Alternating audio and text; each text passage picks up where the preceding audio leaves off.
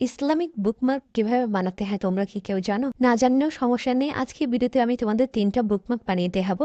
এর মধ্যে একটা হচ্ছে ইসলামিক বুকমার্ক আর ২টা হচ্ছে জেনারেল বুকমার্ক। চলো তাহলে শুরু করা যাক। আমরা যখন এই ধরনের ইসলামিক বই পড়ি তখন একটা ইসলামিক বুকমার্কের দরকার হয়। আর ইসলামিক বুকমার্কটা দিলে বইটার লুক কিন্তু আরো বেশি সুন্দর হয়। আর এই একই বুকমার্কটা কিন্তু তোমরা জেনারেল অ্যান্ড ইসলামিক দুইভাবেই ব্যবহার করতে পারবে। আমি তোমাদের ইসলামিকটা বানিয়ে দেখাচ্ছি, জেনারেলটা তোমরা এমনিতেই পারবে। প্রথমে আমি এমন একটা শক্ত ক্যালেন্ডার কাগজ নিয়ে নিয়েছি। তোমরা যে কোনো সাইজের যে কোনো ধরনের একটা হার্ড পেপার নিয়ে নিতে পারো। আমার কাছে এই ক্যালেন্ডারের কাগজটা ছিল ভালো, তাই আমি এটা নিলাম। এটার কালারটাও আমার কাছে অনেক ভালো লাগছিল, তাই চিন্তা করলাম এটা দিয়ে কিছু একটা করা যায় কিনা, তাই বুকমার্কটা বানিয়ে নিলাম। ক্রাফটের কাজে আসলে কোনো কিছুই ফেললা না, যাই হাতের কাছে পাওয়া যায় তাই দিয়ে কিছু না কিছু করা যায়। কাগজটাকে প্রথমে এভাবে এক ভাঁজ দিয়ে বাড়তি যতটুকু থাকবে অতটুকু কেটে নেব। তোমরা তোমাদের লম্বা সাইজ অনুযায়ী যতটুকু বুকমার্ক বানাতে চাও অতটুকু রেখে বাকি অংশটুকু কাটবে। আমার এই সাইজটা প্রয়োজন ছিল, তাই আমি এই সাইজটা রেখেছি। তোমাদের যেমন হবে তোমরা সেভাবেই নিবে। আর এই বুকমার্কটা বানাতে গিয়ে আমার কি কি ভুল হয়েছিল অবশ্যই আমি তোমাদের সাথে সেগুলো শেয়ার করব। না হয় তোমাদের আমার মতো একই ভুল হয়ে যেতে পারে। এখন এভাবে চারোপাশে গাম দিয়ে নেব ভালোভাবে, যেন এটা ছুটে না আসে। গাম দেওয়া হয়ে গেলে এটা ভালোভাবে জোড়া দিয়ে ২-১ মিনিট রেস্টে রেখে দিতে হবে।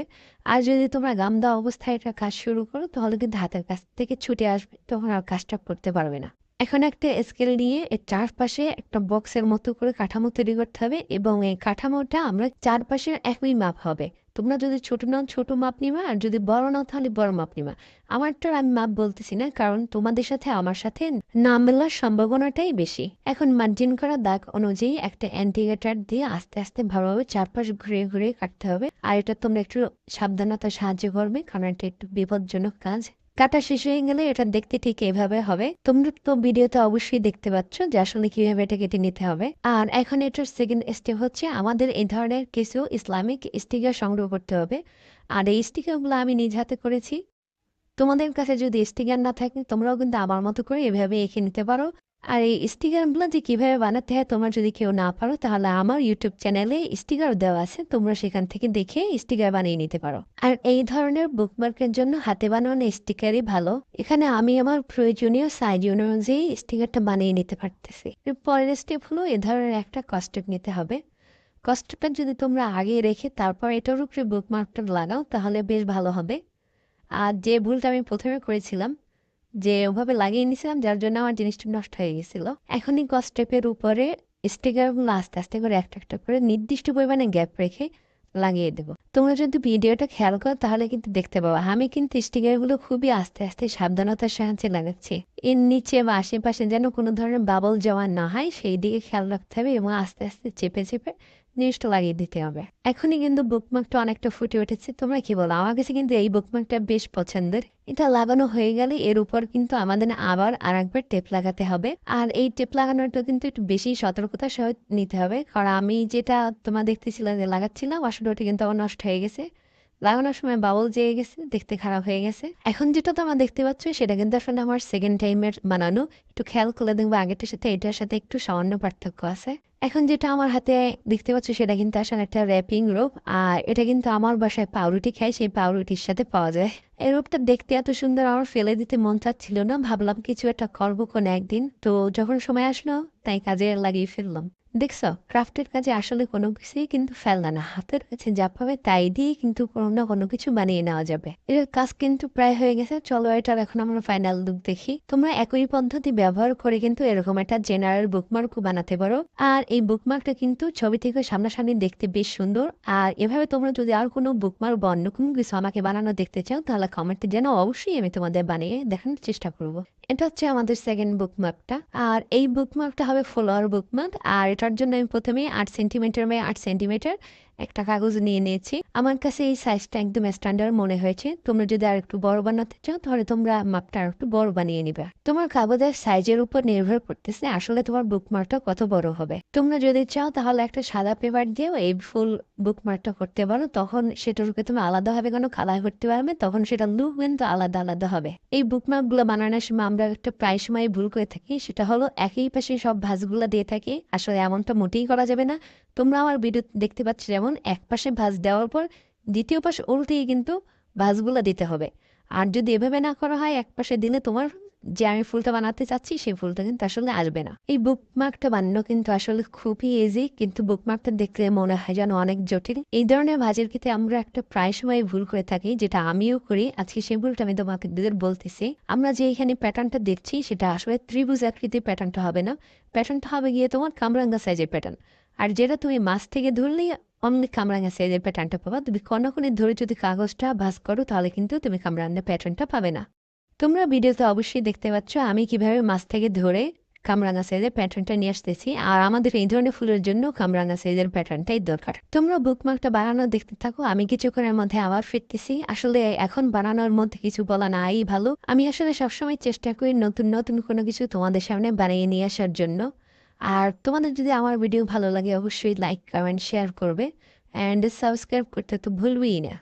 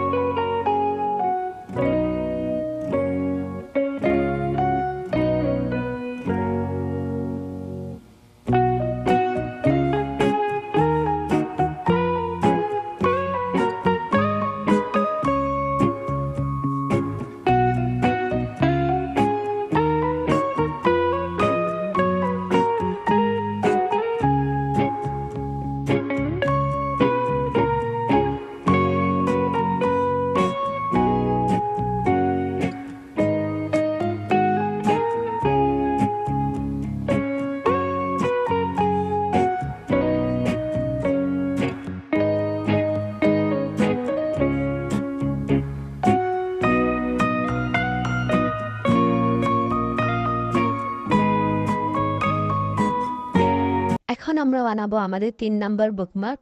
আর এই বুকমার্কটা আমার বানানো সবগুলো বুকমার্কের থেকে সহজ বুকমার্ক হতে চলছে। তো এত কথা বলার আর কি দরকার, তাহলে শুরু করা যাক। আর এই বুকমার্কের জন্য আমি প্রথমেই তোমরা দেখছো 9 সেন্টিমিটার বা 9 সেন্টিমিটার একটা পেপার নিয়ে নিচ্ছি। তোমরাও সেম নিতে পারো অথবা অন্য কালার অন্য সাইজ যে কোনো কিছুই নিতে পারো।